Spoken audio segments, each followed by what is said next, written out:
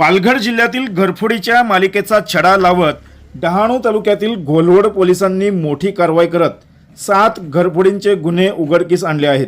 या कारवाईत 2 सराईत आरोपींना अटक करण्यात आली असून त्यांच्या ताब्यातून सुमारे 14,50,000 रुपयांचा मुद्देमाल देखील जप्त करण्यात आला आहे।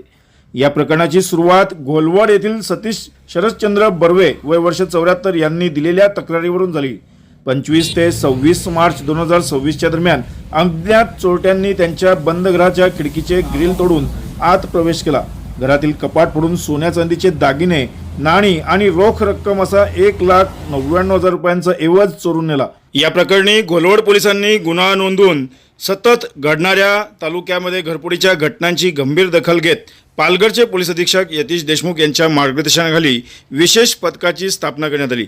गोपनीय माहिती आणि तांत्रिक तपासाच्या आधारे पोलिसांनी हसमत अली ताहिर शेख वय वर्ष 33 आणि अनवर अली ताहिर शेख वय वर्ष 41 या दोघांना नालासोपारा पूर्व येथून अटक केली।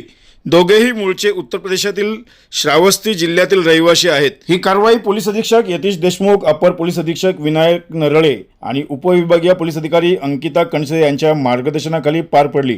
कारवाईत घोलवड पोलीस ठाण्याचे प्रभारी अधिकारी पोलीस निरीक्षक संदीप पवार, पोलीस उपनिरीक्षक विशाल पवार, पोलीस उपनिरीक्षक परमेश्वर जाधव, सहाय्यक पोलीस उपनिरीक्षक कृष्णा पवार, पोलीस अंमलदार JM कोठारी, JJ खांडवी, महिला पोलीस अंमलदार प्रमिला नारळे आदींनी सहभाग घेतला होता।